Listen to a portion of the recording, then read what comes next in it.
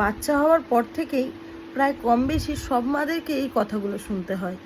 যেমন বাচ্চা যদি তোমার ফর্সা হয় তাহলে সেটা শ্বশুরবাড়ির লোকের ওপর গেছে, আবার যদি তোমার বাচ্চা একটু কালো হয় তাহলে আবার সে বাপের বাড়ির ধারাটা পেয়ে থাকে।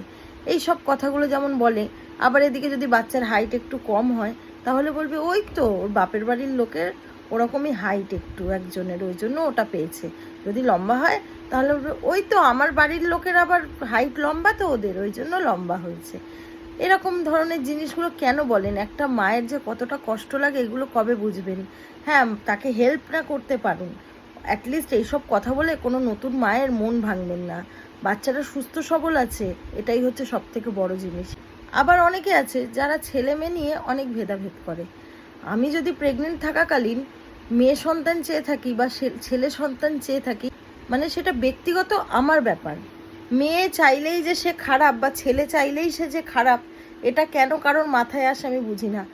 মানে প্রেগনেন্ট থাকাকালীন যদি কেউ কোনো মা আর কি বলে যে আমি ছেলে চাই, অনেকে এমনভাবে তার দিকে তাকায় যে যেন কি অপরাধ করে ফেলেছে। কেন ভাই, মেয়ে ছেলেতে এত পার্থক্য কিসের? মেয়ে সন্তান অনেকে চায়, অনেকে আবার চায় তার কোল জুড়ে যেন একটা ছেলে সন্তান আসুক। এটা হতেই পারে, এটা এমন কিছু খারাপ জিনিস নয়। হ্যাঁ জানি অনেকে হয়তো এই পোস্টটায় অনেকে কমেন্ট করতে পারে ছেলে মেয়ে নিয়ে, কিন্তু আমার মনে হয় যেটা আমি সেটাই বললাম, ছেলে মেয়েতে কোনো পার্থক্য নেই এখনকার দিনে এসে। এখনও যদি ওই ছেলে মেয়ে চাওয়া নিয়ে এত মানুষের মধ্যে ভেদাভেদ থাকে তাহলে আর কিছু বলার নেই। ছেলে হোক বা মেয়ে, একটা মা সুস্থ সবল একটা সন্তান জন্ম দিক। এখনকার দিনে একটা সুস্থ সন্তানের জন্ম দেওয়াও অনেক বড় চ্যালেঞ্জ। তো তাই মনে করি প্রত্যেকটা মায়ের একটা সুস্থ সবল সন্তান হোক, প্রত্যেকটা মায়ের কোল আলো করে একটা সুস্থ সন্তান আসুক, এটা সবার আগে জরুরি। এত ভেদাভেদ বা নতুন মাকে দেখতে গিয়ে, নতুন বাচ্চাকে দেখতে গিয়ে কোনো রকম কুমন্তব্য দয়া করে কেউ করবেন না, এটাই আমার বলা।